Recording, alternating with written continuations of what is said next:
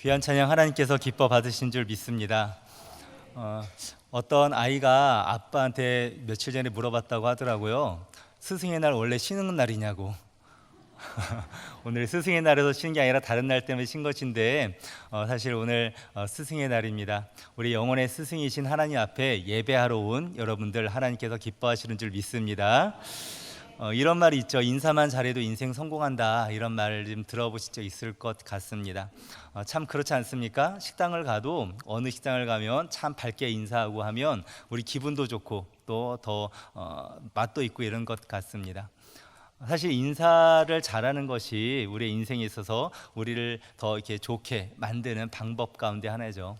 그래서 자녀를 성공적으로 키우기 위해서 가장 가르쳐야 될 첫 번째 것이 무엇이냐 묻는다면 인사를 잘하게 하는 것, 그거 아닐까 하는 생각을 갖기도 합니다.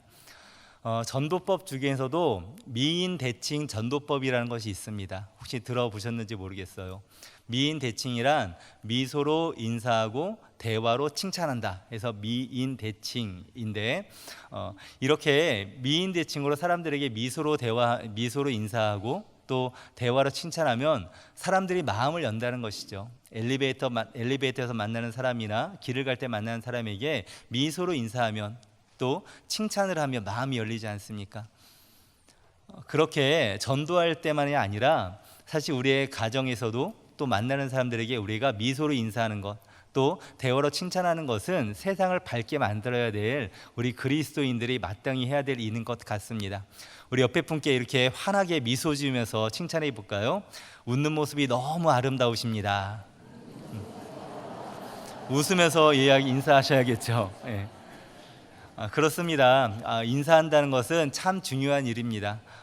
특히 군대에서 우리 자녀들이 군대에 가면 가장 먼저 배우는 것 중 하나가 경례하는 법이에요. 가장 기초이기 때문인데, 경례할 때 저는 학군단으로 이제 학교 다니면서 이제 군 생활을 좀 했었을 때 선배들로부터 경례하는 것을 많이 연습을 이렇게 하게 합니다. 손을 반듯하게 펴야 되는데 이게 반듯하게 피는 게 쉽지만은 않아요. 손도 붙이고, 그리고 뭐 경례할 때 각도도 중요하고 막 이렇게 합니다.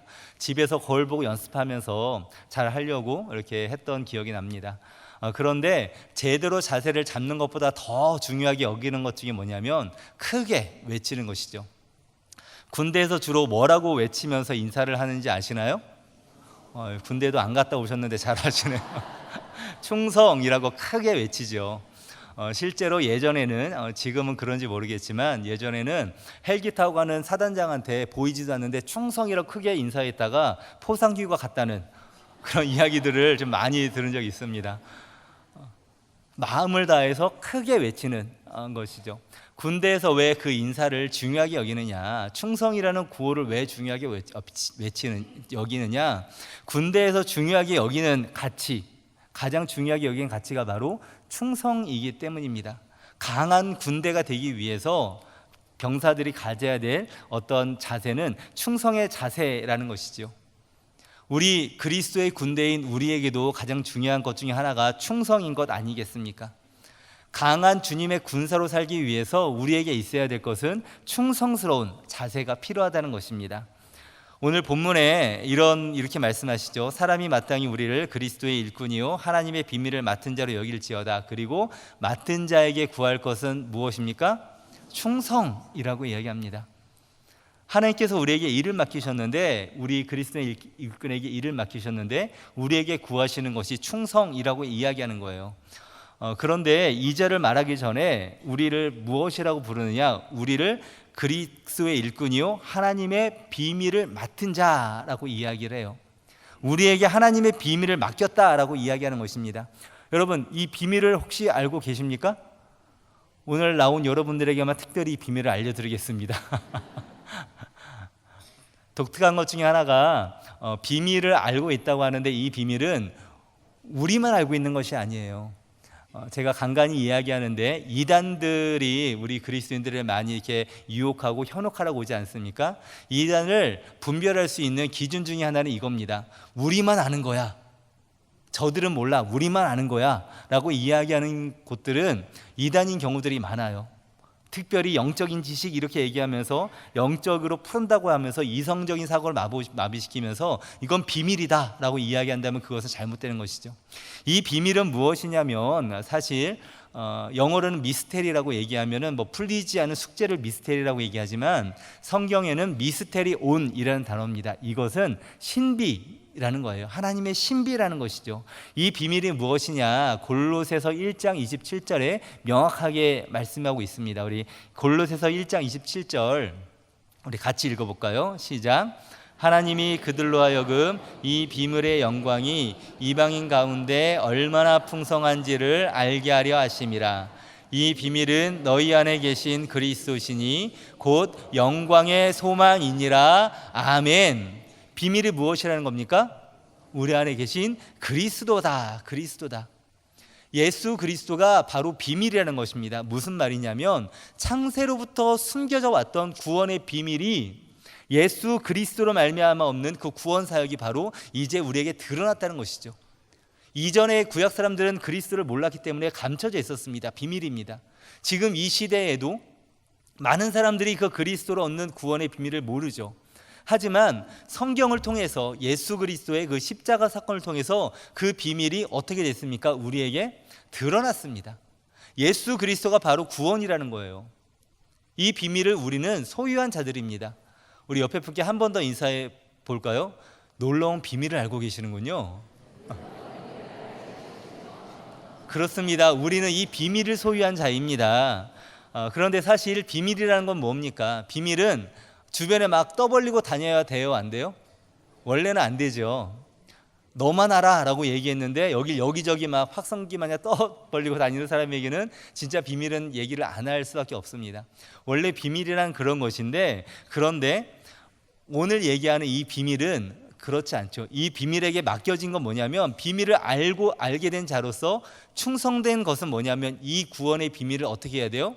널리 알려야 되는 것입니다. 여기저기 이 비밀을, 내가 알게 된 이 비밀을 알려야 된다는 것이죠. 아무쪼록 복음에 충성된 일꾼 되시는 우리 모든 성도 되시기를 예수님의 이름으로 축원합니다. 하나님의 비밀을 맡은 우리에게 충성을 요청하는데, 이 충성 어떻게 하는 것이 정말 충성된 일꾼일까요? 충성이 무엇입니까? 그냥 소리만 크게 충성 외치고 다니면 충성일까요? 그렇지 않죠. 이등병이 아무리 크게 충성이라고 외친다 해도 그 마음속에 그 고참에 대한 미움이 있고 정말 원망이 있고 그런 마음이 있다면 그것은 껍데기 충성밖에 되지 않는 것입니다. 충성이란 무엇이냐? 한자 그대로, 한자가 가운데 중자에 마음 심자로 되어 있잖아요. 마음의 중심이에요. 충성은 마음의 중심을 드리는 것입니다. 사전적 정의로도 진정으로 우러나오는 정성이라고 이렇게 표현을 하더라고요. 충성은 그냥 소리 크게 얘기하거나 내가 이런저런 행동을 하거나 그런 겉으로 드러나는 것이 아니라 내 마음의 진실함이 드러나는 것이라는 것입니다. 마음의 중심을 온전히 하나님께 드리는 것, 그것이 충성이라는 것이죠. 마음의 중심이 중요하다는 거예요. 그런데 우리는 마음의 중심을 우리가 알 수 있겠습니까? 우리는 모르죠. 제가 그 전도사 시절에 청년부를 잠깐 맡아서 지도한 적이 있습니다. 성경 공부를 하는데 여자 청년들도 있고 남자 청년들도 있고 이렇게 하는데 그때 어떤 얘기를 하다가 이런 얘기가 나왔는지 모르겠어요. 근데 한 자매가 이런 얘기를 하더라고요. 왜 남자들은 외모만 보냐고, 중심을 봐야지, 마음을 봐야지, 이런 얘기를 하더라고요. 사실 남자들이 그런 경향이 없지 않아 있긴 하거든요. 그래서 거기에 있던 다른 남자 청년들이 약간 좀 마음의 찔림도 가지면서 머뭇머뭇 거리고 있는데, 다른 한 남자 청년이 그때 이렇게 조심스럽게 얘기합니다. 아니, 여자들도 남자의 어떤 겉으로 드러나는 것들, 뭐 옷을 잘 입는다든가 목소리가 좋다든가 아니면 어떤 사회적으로 어떤 자신감이 있거나 이런 거 좋아하지 않느냐, 이런 것도 외모 아니냐라고 얘기하는 거예요. 맞습니까? 틀립니까? 그래서 거기에 있던 남자들이 약간 좀 힘을 얻었었는데, 사실 그렇죠. 이런 어떤 분이 이렇게 얘기하더라고요. 남자들은 비디오에 약하고 여자들은 오디오에 약하다.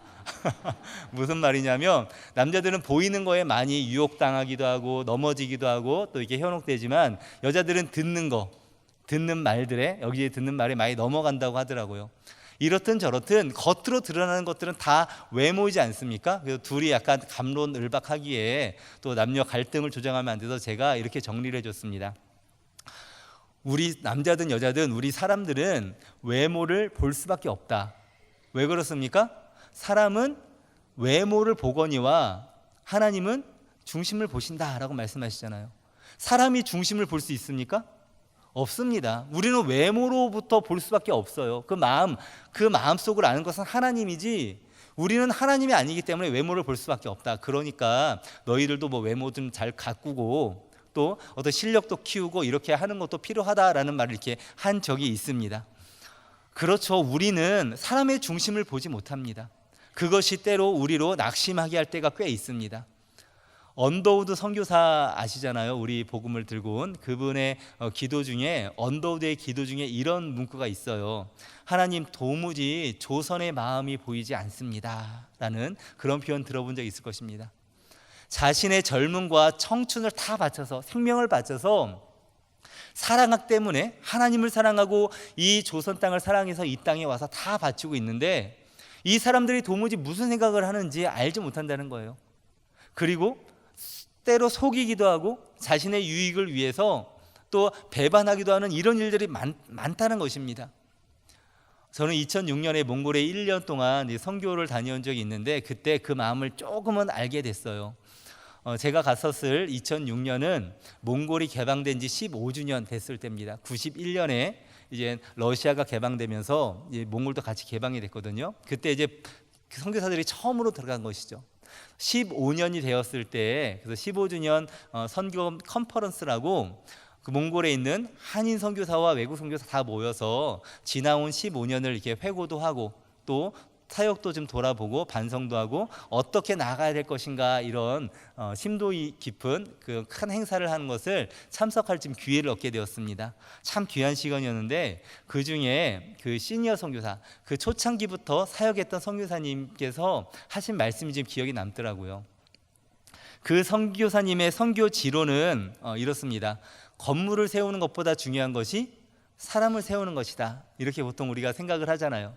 그래서 사람을 세우는 것에 지도자를 세우는 것에 이 선교사님은 최선을 다하신 거예요.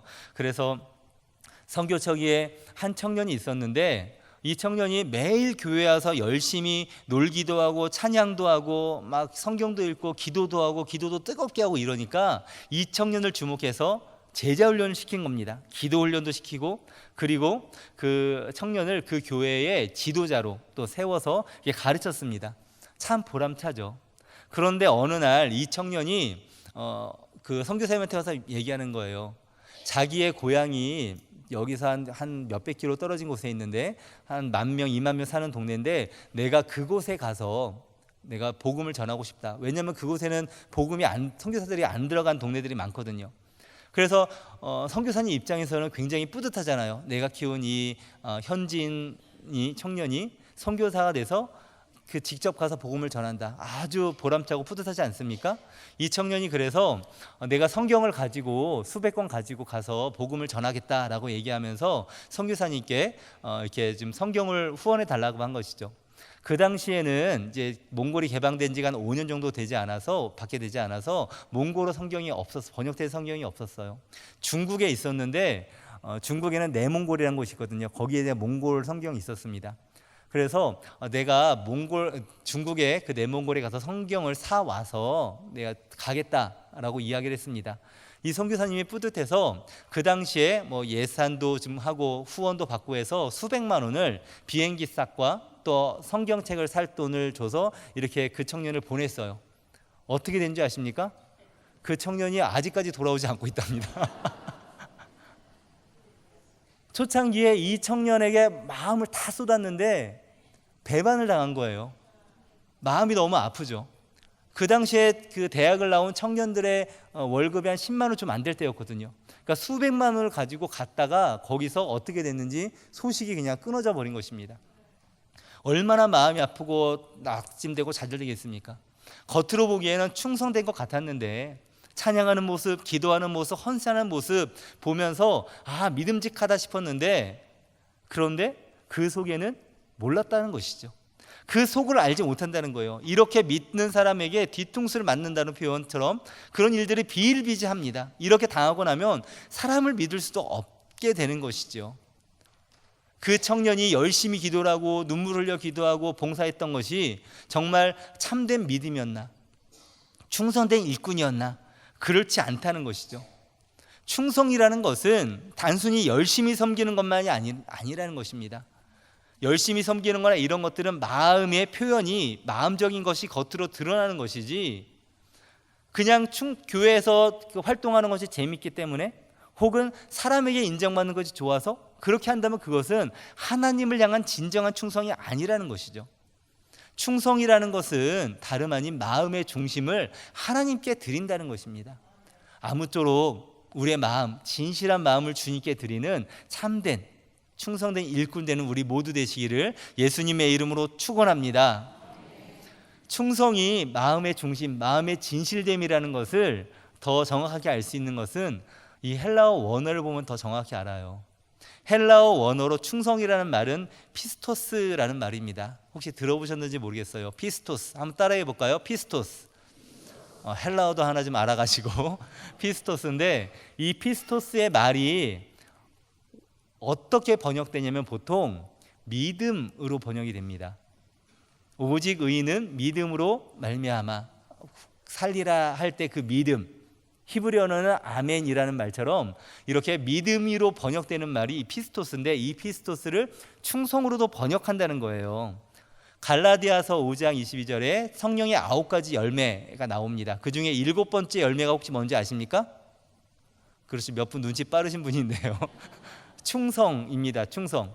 여기서 말하는 충성도 헬라어로 피스토스예요. 그래서 어떤 분은 이걸 믿음으로 번역해야 되지 않느냐라고 이야기하신 분들도 있습니다. 그런데 이 피스토스가 바로 무엇이라는 거예요? 충성이라는 거예요. 충성이 믿음과 같은 맥락에 있다는 것입니다. 이 충성은 faithful, 믿을 만하다, 신뢰할 만하다라고 번역할 수 있다는 것이죠. 그래서 우리는 이 충성이라는 말이 믿음과 연관된다는 데에서 믿음에 대해서 한 가지 좀 생각을 해보면 좋겠습니다. 사랑하는 성도 여러분, 우리가 천국은 무엇으로 갈 수 있습니까? 오직 믿음으로 가죠. 절대 놓쳐서는 안 되는 중요한 개념입니다. 천국은 믿음으로, 돈으로도 못 가요, 맘짝해도 못 가요, 어떤 것들도 못 가고 오직 믿음으로 가는 나라, 하나님 나라, 믿음으로만 가는 복음적인 찬송입니다. 그런데 이 믿음을 단순히 천국행 열차 티켓으로만 여기면 그건 조금 잘못된 거예요. 믿음을 내가 도구로서 티켓으로만 여기는 것이 아니라 믿음이라는 것은 삶의 영역, 동사기 때문입니다. 우리는 하나님을 믿습니다. 여러분 하나님 믿으십니까? 당연하죠. 하나님을 믿기 때문에 이 시간 다른 데 가지 않고 여기서 예배 드리는 것 아닙니까? 그런데 한 가지 이렇게 한 걸음 더 나가서 질문하고 싶어요. 우리가 하나님을 믿는다는데 그 믿음은 무엇을 믿는다는 겁니까? 하나님이 계시다는 걸 믿는 겁니까? 아닙니다. 그 믿음을 얘기하는 게 아니에요. 야고보서 2장 19절에 야고보 사도는 이렇게 얘기합니다. 너가 하나님은 한 분이신 줄 믿느냐? 잘하는도다. 귀신들도 믿고 떠느니라. 하나님이 한 분이시라는 그 믿음을 누구도 갖고 있다고요? 귀신들도 갖고 있다는 거예요. 우리의 믿음은 단순히 하나님이 계시다, 그걸 믿는 믿음을 얘기하는 것이 아니에요. 무엇을 믿느냐? 바로 예수님께서 죽을 죄인인 나를 위하여서 십자가에 대신 못 박혀 죽으심으로 나를 죄에서 건져주셨다, 지옥에서 건져주셔서 영원한 생명으로 인도하여 주신다. 이것이 복음의 핵심이고 우리의 믿음인 것입니다. 단순히 하나님이 계신다, 예수님이 계신다가 것이 아니라 날 위해 죽으시고 나를 사랑하시는 그 하나님을 믿는다는 것이지요. 이것을 좀 넓게 얘기한다면 하나님이 나를 사랑하신다, 나를 위해서 가장 좋은 것, 가장 좋은 것은 천국이니까 가장 좋은 것을 우리에게 예배해 주셨다라고 믿는다는 것입니다. 이것이 우리의 믿음이고 우리가 이것을 하나님을 신뢰하는 것이죠. 이렇게 우리가 하나님을 믿는 것은 천국을 가는 것을 의미하고 좀 더 확대해 본다면 우리의 삶에 하나님이 가장 좋은 길을 예배해 주셨다라는 믿음입니다. 우리 옆에 분께 이렇게 한 번 더 고백합시다. 하나님께서 당신을 위한 가장 놀라운 계획을 갖고 계십니다.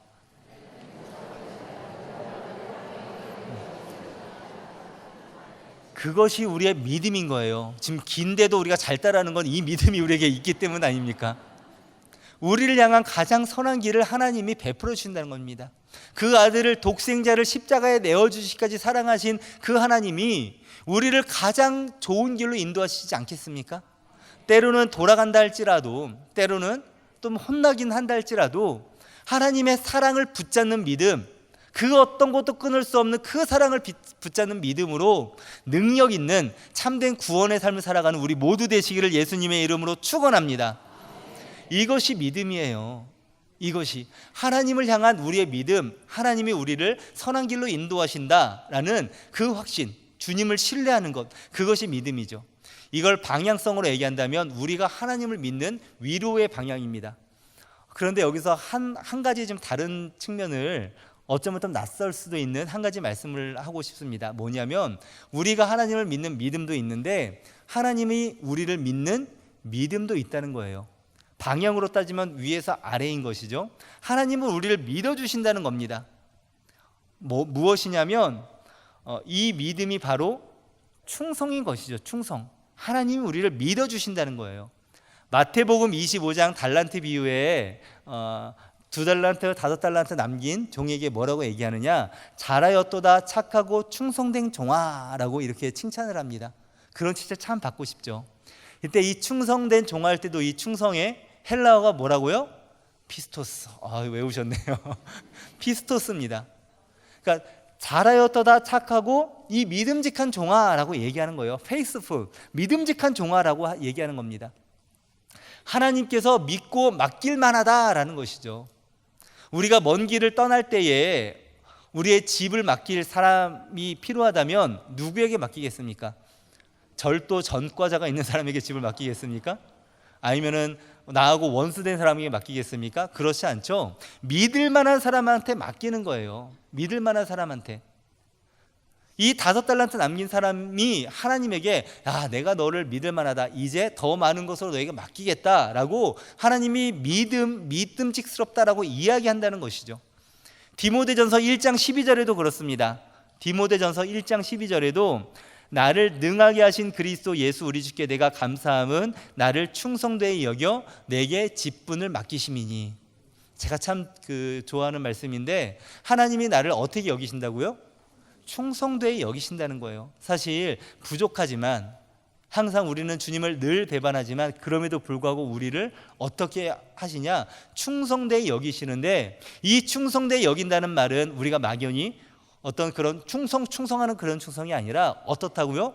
믿음직스럽다고 여겨주신다는 것입니다. 그래서 우리에게 일을 맡겨주신 거예요.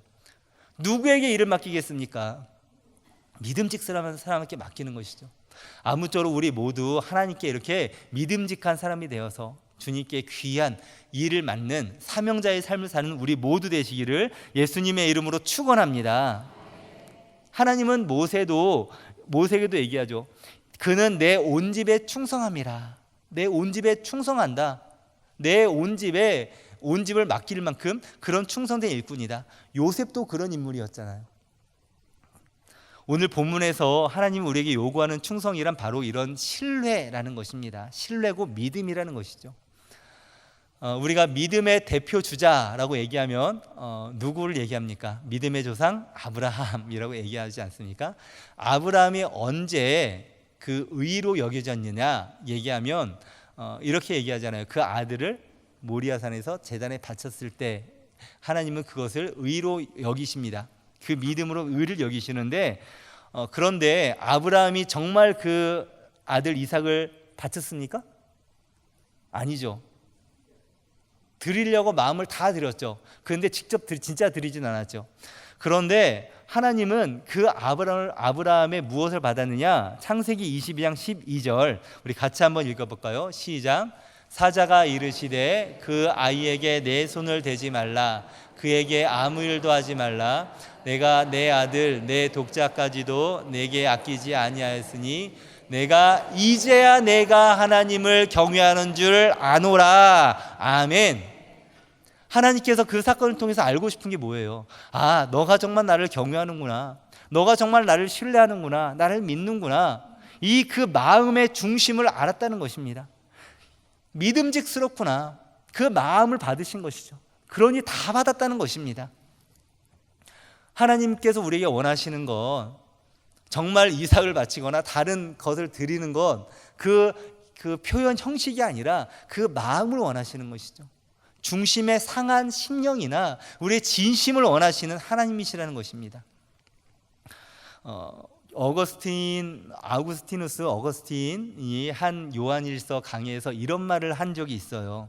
사랑하라, 그리고 그대가 원하는 것을 하라.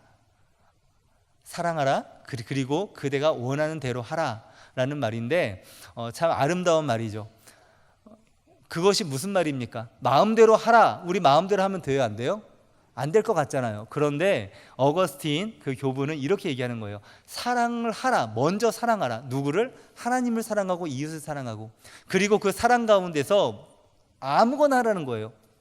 사랑의 뿌리가 깊이 내려져 있으면 우리가 무엇을 하든지 사랑의 정신으로, 하나님을 사랑하는 마음으로 하는 것은 다 용납이 된다라는 것이죠. 사랑의 정신으로. 그래서 우리는 하나님을 사랑하고 이웃을 사랑하고 그 안에서 마음대로 하는 참된 자유를 얘기하는 것 아닙니까?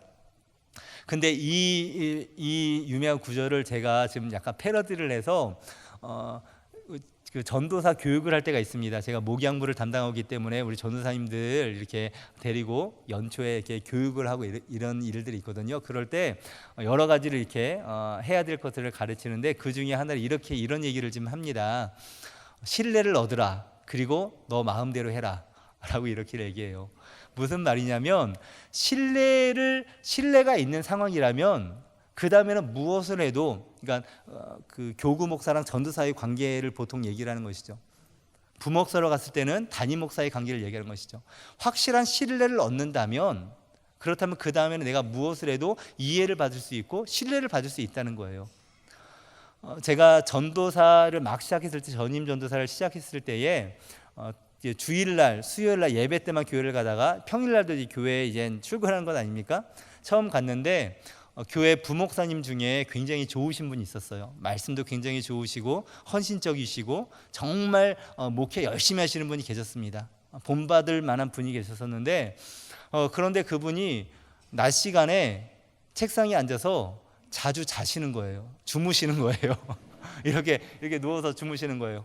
생각해 보십시오. 여러분이 어떤 기업의 CEO인데 직원이 그 회사에 와서 낮에 잠자면은 됩니까, 안 됩니까? 안 되지요. 졸리면 자야 되지만 약간 그런 마음이었는데, 그래서 처음에는 목사님이 낮에 이렇게 책상에 많이 주무시네, 저거 별로 안 좋지 않을까 생각했는데, 그런데 교인들도 그거를 와서 본 거예요. 그래서 저거 좀 안 되겠다 싶었는데, 근데 그 교인이 뭐라고 얘기하냐면, 목사님 어제 밤에도 뭐 하시느라 너무 수고 많으셨죠. 새벽에 나오시고 너무 피곤하니까 짬을 내서 주무시는 모습에도 뭘 받는 거예요? 은혜를 받는 거예요. 제가 그때 알았습니다.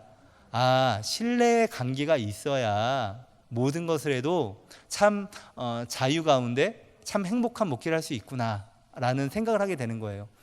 목회를 하다 보면 이런저런 오해를 받을 때가 있습니다. 물론 그렇다고 제가 그 사무실에서 자고 있지 않습니다. 자고 있지는 않지만 목회를 하다 보면 이런저런 오해를 받을 때가 있죠. 근데 오해를 받을 때 여러분들도 살다 보면 오해 받지 않습니까? 오해를 받을 때 억울하기도 하고 뭐 할 수도 있습니다. 그런데 오해를 받는 것은 오해를 하는 사람의 잘못도 있겠지만, 오해를 하는 사람의 잘못이겠습니까? 내 잘못이겠습니까? 둘 다 잘못인데 제 입장에서는 제 잘못이라고 생각해야 되는 거예요. 왜? 평소에 내가 신뢰를 못 줬기 때문이죠. 신뢰를 못 줬기 때문이죠.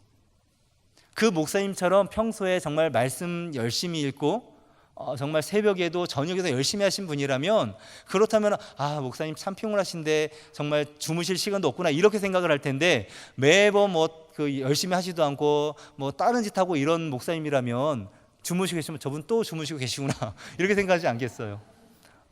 물론 열심히 해도 오해를 받는 경우도 있긴 하지만 우리 그때 마음이 정말 신뢰를 얻기 위해서 참 하나하나 조심해야겠다 이런 마음을 가진 적이 있습니다. 우리는 무엇을 하든지 신뢰관계에 있는 삶이 참 복된 삶이죠. 그리고 사람에게 신뢰를 받는 것도 참 소중하고 행복한 삶이지만 우리가 알듯이 가장 신뢰를 얻어야 할 때일 분이 누구겠습니까? 하나님이시죠. 하나님께 신뢰를 받는 것이 우리의 인생에 가장 중요한 것이라는 것입니다. 믿음이 크다, 우리의 소망이죠. 믿음이 크고 싶습니다. 믿음이 장성한 분량까지 차고 싶습니다. 어떤 것이 믿음이 크냐라는 질문을 하면 어떤 것이 믿음이 클까요? 빠지지 않고 예배 나오는 것, 봉사를 많이 하는 것, 열심히 전도하는 것, 다 그런 믿음의 모양으로 드러나는 형상이기도 합니다. 하지만 더 중요한 것은 무엇이냐? 하나님께서 우리에게 내가 널 정말 믿을 만하다, 내가 너에게 믿고 맡길 수 있다라는 인정받는 것, 그것이 참된 큰 믿음의 사람 아니겠습니까? 사도 바울은 이야기하죠. 갈라디아서 1장 10절에 이렇게 얘기합니다. 우리 좋아하는 구절이니까 이것도 마지막으로 한번 같이 읽겠습니다. 시작.